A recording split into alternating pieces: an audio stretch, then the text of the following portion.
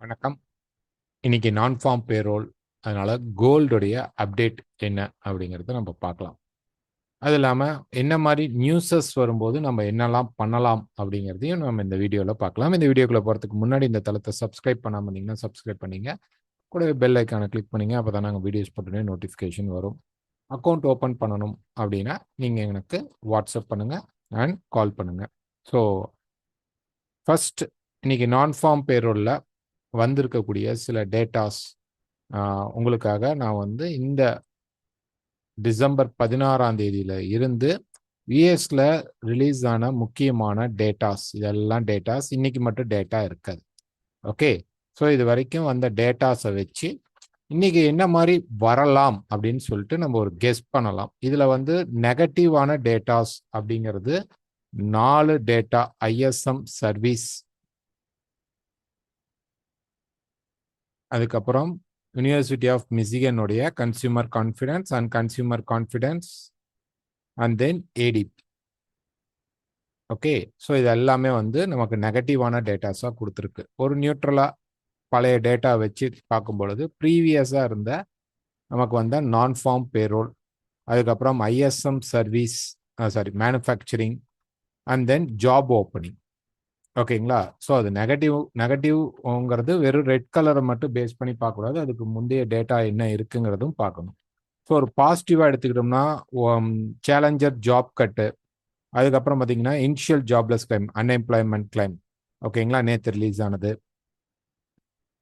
அதுக்கப்புறம் continues job claim and GDP. இது எல்லாமே நமக்கு வந்து பாசிட்டிவ் வந்திருக்கு. அப்போ ஒரு 11 டேட்டா நம்ம வந்து ஒரு ஆவரேஜா, ஏன்னா இதை விட இன்னும் அதிக டேட்டாஸும் நம்ம ரீட்டைல் சேல்ஸ் இதெல்லாம் கொண்டு வரலாம். ஓகே. கொண்டு வரும்பொழுது அது நெகட்டிவ் ஷேட் தான் அதிகமாக இருக்கு. இன்ஃப்ளேஷன்ஸ் இதெல்லாம் கொண்டு வரும்போது. ஸோ ரொம்ப முக்கியமாக ஜாப் மட்டும் எடுத்து பார்க்கும் பொழுது ஜாப் ரிலேட்டட், ஏன்னா நான் ஃபார்ம் பேரோல்ங்கிறது சம்பளம் சம்மந்தப்பட்டது வரும். இப்போ அதில் இருக்கக்கூடிய டேட்டாஸ், முக்கியமான டேட்டாஸாக நம்ம இதை எடுத்து பார்க்கும்பொழுது 11 டேட்டாவில் நமக்கு 4 data plus, 4 data minus and 3 data நியூட்ரலைஸ்டாக வந்திருக்கு. ஸோ இது வந்து ஒரு ஹெவியான மைனஸும் கிடையாது, ப்ளஸ்ஸும் கிடையாது, மாட்ரேட்டாக ப்ளஸ்ஸும் மைனஸும் கிடையாது. ஆக மொத்தம் இது வந்து ஒரு நியூட்ரலாகத்தான் இருக்கும். அப்போ வரக்கூடிய நான் ஃபார்ம் பேரோல் வந்து எப்படி இருக்கும் அப்படின்னு பார்த்தோம் அப்படின்னம்னா, மேக்சிமம் நான் ஃபார்ம் பேரோலில் வந்து பெரிய டேட்டா வராது. ஒரு 120K தான் வரும். அல்லது இதே 60-30 கேஸில் நமக்கு வந்து நான் ஃபார்ம் பேரோல் அப்படிங்கிற டேட்டா வந்துடும். பட் நம்ம முக்கியமாக பார்க்க வேண்டிய டேட்டா என்ன அப்படின்னு பார்த்தீங்க அப்படின்னா, ஹவர்லி ஏர்னிங்ஸ். இந்த ஹவர்லி ஏர்னிங்ஸ் அப்படிங்கிறது பார்த்தீங்கன்னா இந்த இடத்துல இருக்கும். ஓகேங்களா? இதுதான் ஹவர்லி ஏர்னிங்ஸ். இந்த ஹவர்லி ஏர்னிங்ஸ்னா ஒரு குறிப்பிட்ட மணி நேரங்களில் எவ்வளோ ஏர்ன் பண்ணிட்டு இருக்காங்கங்கிற பர்சன்டேஜ் வரும். இது பார்த்தீங்க அப்படின்னா ஹவர்லி ஏர்னிங்ஸ் வந்து காமனாக வந்து நமக்கு வந்து அக்டோபர் அண்ட் நவம்பரில் போன முறை ரிலீஸ் ஆச்சு. 2 டேட்டா ரிலீஸ் ஆச்சு. அக்டோபரில் பார்த்தீங்க அப்படின்னா நமக்கு வந்து 0.4% வந்தது. அதுக்கு முன்னாடி 0.1% இருந்தது. இது வந்து ஒரு பாசிட்டிவான டேட்டா. அதுக்கப்புறம் பார்த்தீங்க அப்படின்னா நவம்பருடைய டேட்டாவில் இந்த 0.4%ங்கிறது 0.1%க்கு வந்துருச்சு. அப்போ இது வந்து ஒரு நெகட்டிவான டேட்டா. அப்போ இன்னைக்கு வந்து எப்படி இருக்கு அப்படின்னு நம்ம பார்த்தோம்னா, லாஸ்டா இருக்கக்கூடிய டேட்டா வந்து இதுதான் 0.1%. ஓகே. எதிர்பார்க்கறது 0.3. இது பாசிட்டிவானா கண்டிப்பா பாசிட்டிவா தான் வரும். 0.2ஓ அல்லது 0.3ஓ தான் நமக்கு வரப்போகுது. ஏன்னா போன முறை ரொம்ப இறங்கி இருந்திருக்கு. இந்த முறை நமக்கு எல்லாமே நியூட்ரலைஸ்டில் இருக்கிறதுனால கண்டிப்பாக இது கூல் டவுன் பண்ணக்கூடிய டேட்டாவாக வரும். அதே நம்ம வந்து அன்எம்ப்ளாய்மெண்ட் ரேட் அப்படின்னு நம்ம பார்க்கும்போது நமக்கு இனிஷியல் ஜாப்லெஸ் கிளைம்லாம் எல்லாமே பாசிட்டிவாக வந்திருக்கும். இங்கே பாருங்க, இனிஷியல் ஜாப்லெஸ் கிளைம் எடுத்துக்கிட்டீங்க அப்படின்னா neutralised, positive, positive and then positive, எல்லாமே பாசிட்டிவ் மோடில் தான் வந்திருக்கு. ஓகே. ஸோ அன்எம்ப்ளாய்மெண்ட் ரேட்டை நம்ம கால்குலேட் பண்ணும் பொழுதும் அது பார்த்தீங்கன்னா ரொம்ப அதிகமாக நமக்கு வந்து மூவ் ஆயிடுக்கு.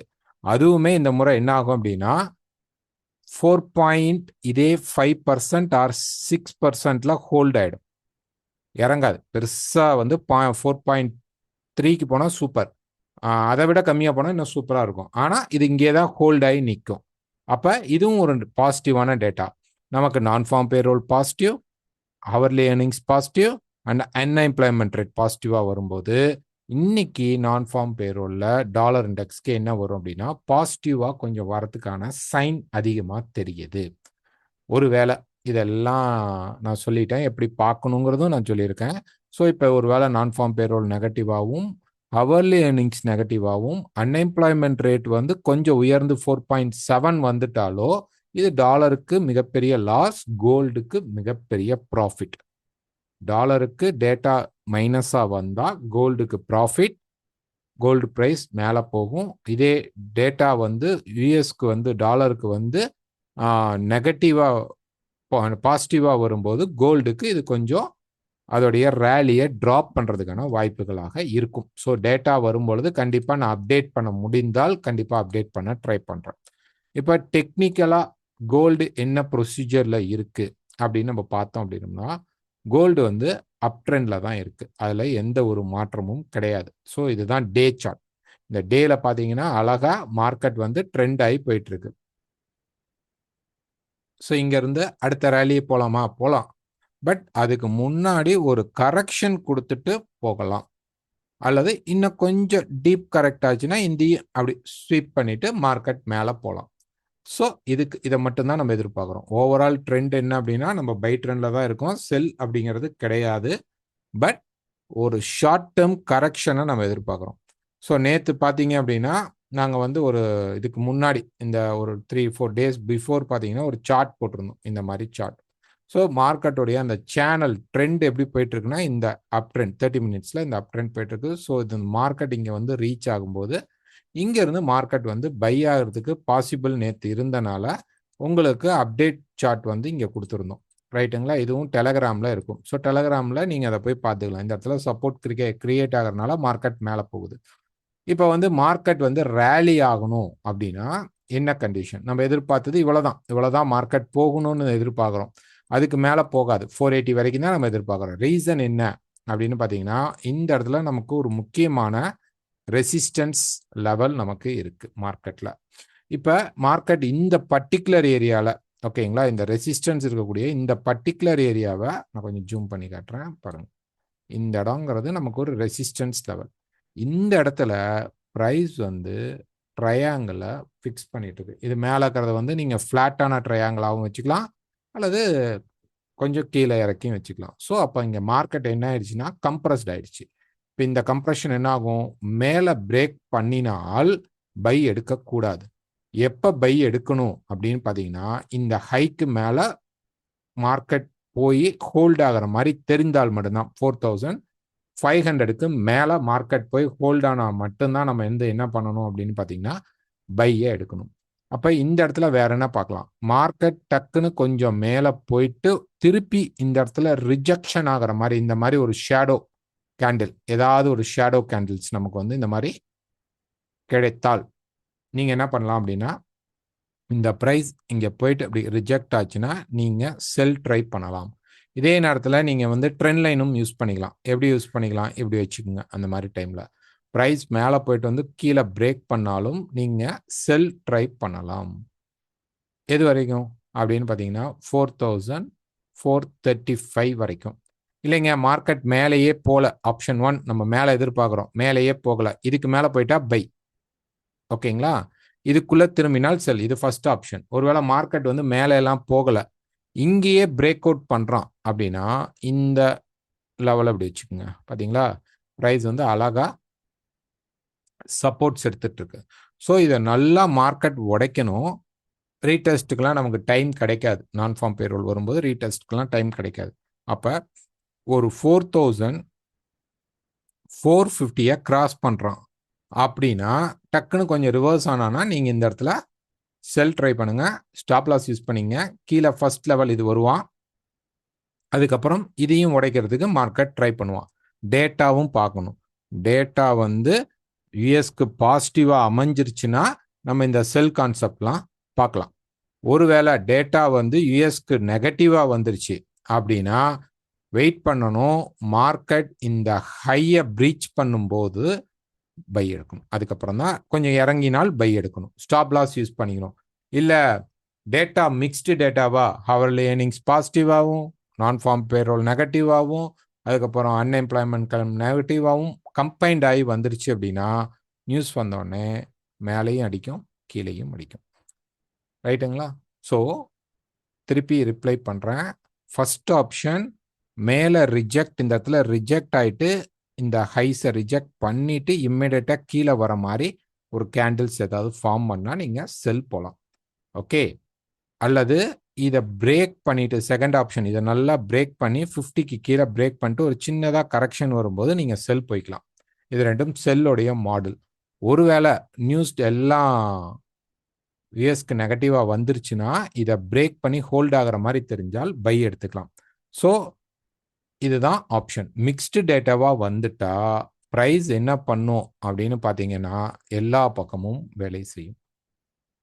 ஓகே. இப்போ மிக்ஸ்டு டேட்டாவாக வந்துட்டா டக்குன்னு மேலேயும் போயிட்டு டக்குன்னு கீழேயும் வந்துட்டு இங்கேயே ஹோல்ட் ஆகிடும். இது வந்து இன்னும் ரிஸ்க். காரணம் என்ன அப்படின்னா உங்களுக்கு மண்டே மார்க்கெட்டில் கோல்டு, அதாவது நெக்ஸ்ட் வீக்கில் கோல்டு வந்து லைஃப் டைம் ஹையை பிரேக் பண்ணிடுவோம். இன்னைக்கு டேட்டா வந்து மேலே போகணும் நல்லாவே, அல்லது கீழே வரணும். வந்தால் உங்களுக்கு ட்ரெண்டிங் ஃபேஸ் வந்துட்டா அதுக்கப்புறம் உங்களுக்கு ப்ரைஸ் வந்து மேலே ரிஜெக்ஷன் ஆச்சுன்னா செல் போகலாம், இல்லை கீழே வந்துட்டு சப்போர்ட் கிடைச்சா பை எடுக்கலாம். பட் ப்ரைஸ் வந்து இங்கேயே சப்ஸ்டெயின் ஆகி நின்றுச்சு. 50 உடைக்கல, மேலே வந்து 90 உடைக்காம மார்க்கெட் வந்து இதுக்குள்ளேயே ஹோல்ட் ஆகி நின்றுச்சு அப்படின்னா உங்களுக்கு மண்டே மார்க்கெட் அப்படிங்கிறது வந்து கண்டிப்பாக வந்து கோல்டுக்கு ரேலி ஆகிறதுக்கு வாய்ப்புகள் உண்டு. இங்கே மார்க்கெட் வந்து ரொம்ப கம்ப்ரஸ்ட் ஆயிடுச்சு. இப்போ எனக்கு என்ட்ரி கிடைக்கல, செல் போலாமா பை போலாமான்னு கன்ஃபியூஷனில் இருக்கீங்க அப்படின்னா இந்த இடத்துல நீங்கள் எது எடுத்தீங்கனாலும் ஒரு செல் அடிச்சிங்கன்னா பை ஆகும், பை அடிச்சிங்கன்னா செல் ஆகும். பிகாஸ் மார்க்கெட் வந்து இந்த இடத்துல கம்ப்ரஸ்ட் ஆகிட்டு நின்றுட்டு இருக்கு. ஓகேங்களா? இங்கே நல்லா பாருங்க, ப்ரைஸ் வந்து பல முறை இந்த ரெசிஸ்டன்ஸ்லேயே மார்க்கெட் ஹோல்ட் ஆகிட்டு இருக்கு. அப்போ இதுக்கு மேலே போகணும். இந்த ஹைக்கு மேலே போனால் தான் போயிட்டு ரிஜெக்ஷன் ஆனால் தான் நம்ம வந்து செல் எடுக்க முடியும். இல்லை நல்லா பிரேக் அவுட் ஆகி நிற்கிது அப்படின்னா மேலே போயிட்டு மார்க்கெட் இப்படி ரேலி ஆக ஆரம்பிச்சிடும். ஓகேங்களா? ஸோ இந்த பாயிண்ட்ஸை வச்சுக்கிட்டு நான் ஃபார்ம் பேரோல பார்க்க ட்ரை பண்ணுங்க. மேக்சிமம் கூல் டவுன் டேட்டாவாக தான், நியூட்ரலைஸ் டேட்டாவாக தான் வரும். கோல்டில் மேலே ரிஜெக்ஷன் கிடைச்சாலோ கீழே பிரேக் அவுட் கிடைச்சாலோ ஹைலி நம்ம வந்து ப்ரிஃபர் பண்ண வேண்டியது செல் சைட் ஒரு கரெக்ஷனுக்காக எதிர்பார்க்கலாம். ஓகேங்களா? ஸோ டேட்டா வந்தோடனே டேட்டாவுடைய நியூஸ் என்ன மாதிரி பாசிட்டிவாக வந்திருக்கா நெகட்டிவாக வந்திருக்கான்னு இம்மிடியேட்டாக ரிப்போர்ட் பண்ண முடிந்தால் நான் கண்டிப்பாக உங்களுக்கு பண்ணுறேன். ஓகேங்களா? கண்டிப்பாக ஒரு வேளை டக்குன்னு மேலே போகுது அப்படின்னா நீங்கள் வந்து பேனிக் ஆகாதீங்க. இந்த ஹையை பிரேக் பண்ணும்போது தான் உங்களுக்கு பயங்கரமான ட்ரெண்டிங் ஸ்ட்ரக்சருங்கிறது கிரியேட் ஆகும். அப்பயும் கரெக்ஷன்லாம் வரும். அப்போ தான் கன்ஃபார்மாக எடுக்க முடியும். ஏன் அப்படின்னா இன்னொரு கான்செப்டில் நம்ம ஏன் அப்படின்னு சொல்கிறோம்னா, இப்போ ஒரு எலியாட் வேவ் நீங்கள் எடுத்துக்கிறீங்க அப்படின்னா இது வந்து நமக்கு வந்து 4th வேவ் இன்னும் கூட மார்க்கெட்டில் கீழே வரலாம். இப்போ நடந்துட்டு இருக்கிறது வந்து நமக்கு வந்து ஒரு ஏ, இப்போ பி, சியும் கீழே வரலாம். அது 4200க்கும் வர வாய்ப்பு இருக்கு. ஆனால் இந்த இடத்துல இன்னும் செல் செட்டப் கரெக்டாக கிடைக்கல. காலையில் ஒரு சின்ன செல் செட்டப் 76 ஸ்டாப் வச்சு ட்ரை பண்ணோம். 70ல் ஒரு 1:1 மேக்ஸிமம் புக் பண்ணிட்டோம். அதுக்கப்புறம் பார்த்தீங்கன்னா திருப்பி மார்க்கெட் வந்து கீழே வந்து நமக்கு வந்து ஒரு ப்ரைஸ் வந்து இந்த லோ வரைக்கும் தான் வந்துச்சு. ஒரு 40 வரைக்கும் தான் ப்ரைஸ் வந்து வந்த மார்க்கெட் திருப்பி என்ன பண்ணிடுச்சு அப்படின்னு பார்த்தீங்கன்னா மேலே வந்து புஷ் பண்ணி கொண்டு போயிட்டாங்க. ரைட்? அதனால் வந்து மார்க்கெட் மூவ் ஆகாமல் இந்த இடத்துல ஹோல்ட் ஆகிட்டு நிற்கிது. ஓகே. ஸோ இந்த இடத்துல ப்ரைஸ் வந்து கீழே கொஞ்சம் மட்டும் வந்துட்டு மேலே இப்போ ஸ்டாப் அந்த 1:1 புக் ஆனதுக்கப்புறம் ட்ரையல் ஸ்டாப் ட்ரிகர் ஆகிட்டு ப்ரைஸ் வந்து அங்கே ஹோல்ட் ஆகிட்டு இருக்கு. பிரேக் ஆயிடுச்சு, இந்த லோ பிரேக் ஆயிடுச்சு அப்படின்னா கண்டிப்பாக சி ஸ்ட்ரக்சர் நல்லாவே நடக்கும். இது உடையாம இதுக்குள்ள மார்க்கெட் வந்து எனி பை எடுத்தால் மட்டும்தான் நமக்கு ரேலி அப்படிங்கிறது கிடைக்கும்.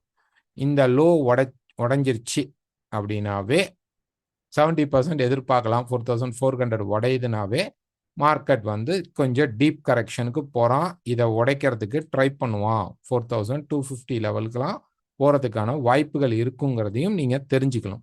ஓகேங்களா? ஸோ அப்டேட் பண்ணுறோம்.